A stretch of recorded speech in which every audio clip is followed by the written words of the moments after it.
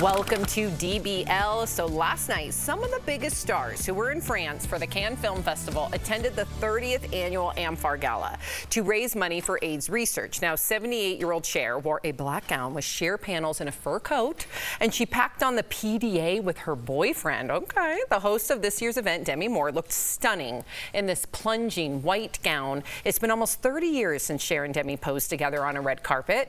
Inside the event, Demi apparently called out a rowdy audience member while she was trying to introduce Cher for her performance. Watch. An Oscar winner, an Emmy winner. Are you an Emmy winner over there in the back of the room? I don't think so. And after that, Cher hit the stage to sing her hit, Believe. Let's take a look.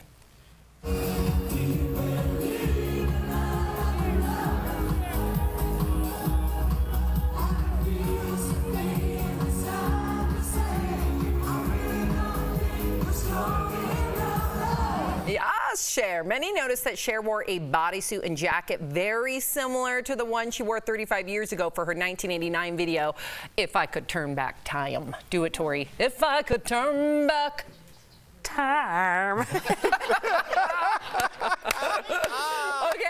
so what do we think? What are you thinking, Jeffrey? Oh, you got to go to me. Why, you're not into this? You could care less. Guessed out with the Ticketmaster story. Yeah, she's great. I mean, that's great. Like just any other showbiz performer. We just talked to Donny Osmond. You want to see someone that looks like Cher. That looks like Cher from 30 years ago. So she's doing her thing. Good I don't for know her. if it was great. I'm just trying to be You're being nice, You saw Jeff. a snippet. This isn't our, but it didn't look very entertaining. And here's the problem with that. I know she was upset about being heckled. I've been heckled before. That was Demi Moore. Demi Moore, yes. We're talking about the entire event, right? Were they at the same event? Yes. Oh, okay, I was like, I hope so. But it just seems, first of all, it looks like she's had a couple pops. You know, she had a couple drinks. She was buzzed. Yeah, and look, I work in the nightlife for 20 years. Said she was buzzed. What era are you from? I like using early 40s gangster talk. And look, when you start doing that early, Erica, you've emceed a million events, Tori and I, it's a long night. And if you have a glass of wine at 5, 6, 6:30, normally you're at a normal pace, but when you go to talk at 10 o'clock, sometimes like, are you an Oscar winner?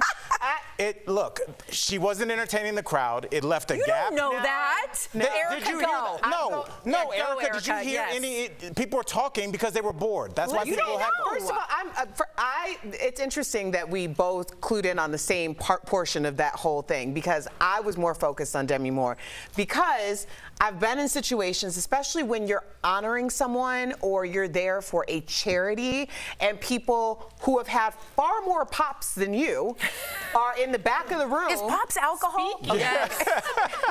Speaking like they're the ones that are on the mic and they don't need the mic because they're in the back of the room and you can hear them while you're on the stage. It is so disrespectful. Like, sometimes you're there for more than just to be entertained the entire time. Sometimes you're there to honor people. Like in this situation, they were honoring Cher. So if you're going to an event, especially these like extravagant, like over the moon events, and you don't know how to speak to someone in a conversation tone, then just stay home. It is so rude. Yeah. So I don't blame Demi Moore for asking them, well, are you being honored tonight? That's a great question. Are you? Yeah. Then hush. Erica, that's not, we're not at Auntie's house. This Tell is me an to hush. amfAR event. I'm paying money. amfAR. I'm donating to this cause. And you are entertaining me. That's why there was a musical act. And when you say you're going to entertain me, entertain me. I'm bored. That's why people were talking. They were bored. Okay, Big we're going to move on, but quickly, what do you think of the strike PDA? One for Al, I want. What do you think of the PDA? Quickly, PDA. I'm not.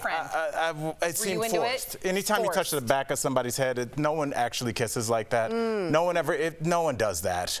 No one kisses like that. All right. So.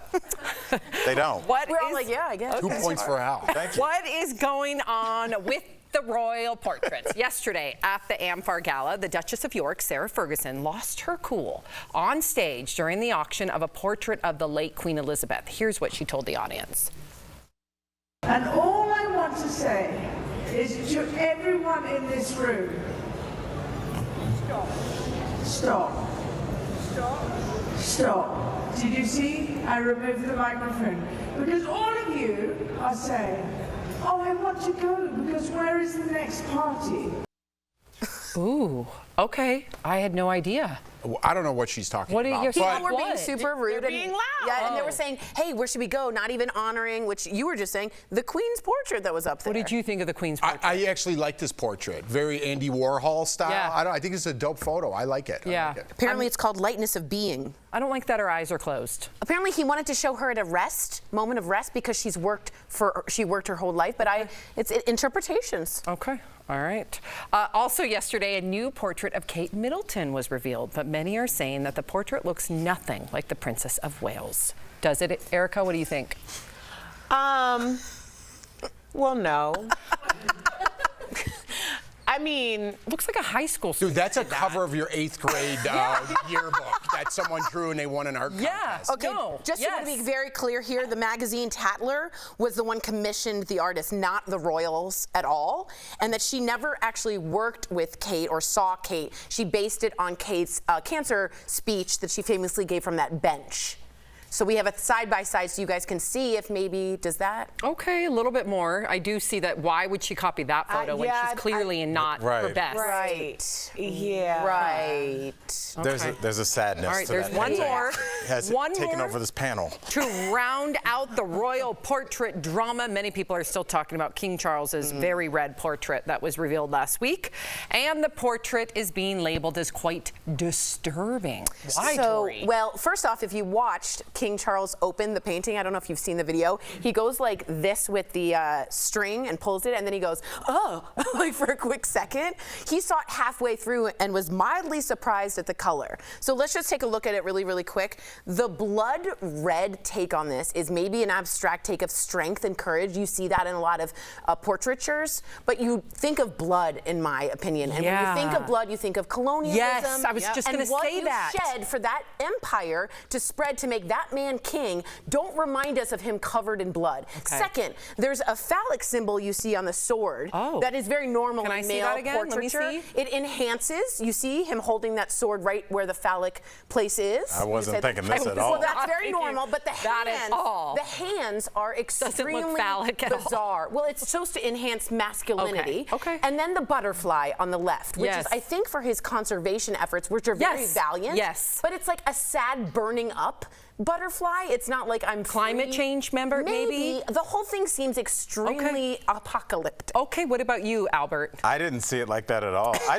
think I always put my producer hat on. I'm like, how could you enhance this portrait? And I'm like, people are going to be looking at this painting for hundreds of years after we're gone. So you want to look strong and tough as a king. So I'm like, you should look like Vigo the Carpathian from Ghostbusters 2.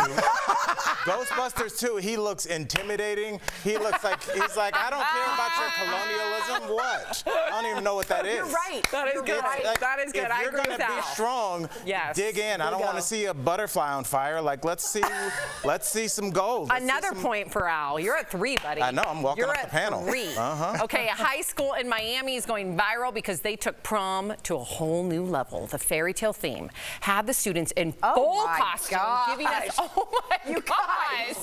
Oh my gosh! A lot of people are saying this is Met Gala vibes. These two nailed the Beauty and the Beast look. My goodness. Of course, Cinderella, Prince Charming arrived in a carriage. Hello.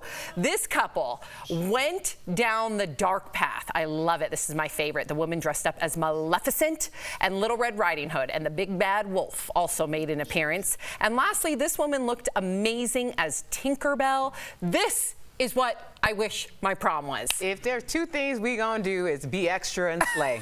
I love this. Every time. It's so creative. Good. Every time. It's so creative. It's very Should more proms be themed? I mean, I thought that was because they usually are like, themed. It's but they're like the Midsummer's under the sea dance. But but it's not like direct like bring your A game. That was good. It's always like just go to Men's Warehouse and show up on Saturday. Like this is a real. I like this event. Miami pulling through with that. And then I think some kids that don't really like. I wasn't a math kid, but I could do some cool fashion. Well, I couldn't, but I could try. We have your prom photo. Did you have good fashion back then? I was conservative. Let's see Tori's prom photo. Is it this? Yeah. That's Tori. She was by herself. Exactly the same. Wait, where's your date? That's not a prom That's my photo. dad. Yes. Yeah, my date, I don't know, remember. I think it was look beautiful. a Patrick. Thank you. I think I might have an You idea. look very beautiful. Erica, did you go all out for prom? I went to prom. My mom surprised me with my dress. She told me that she couldn't afford it, and then she pulled some strings.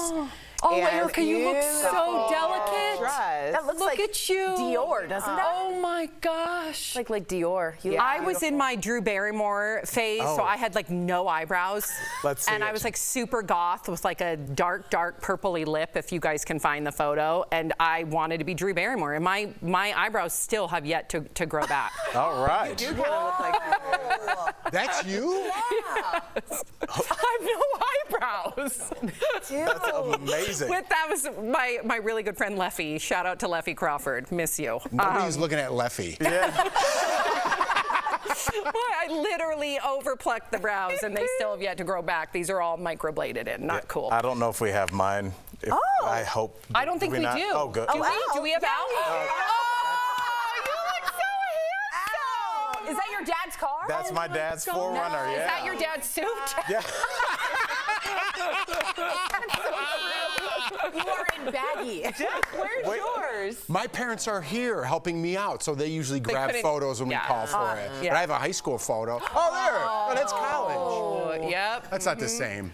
I see you. I see you.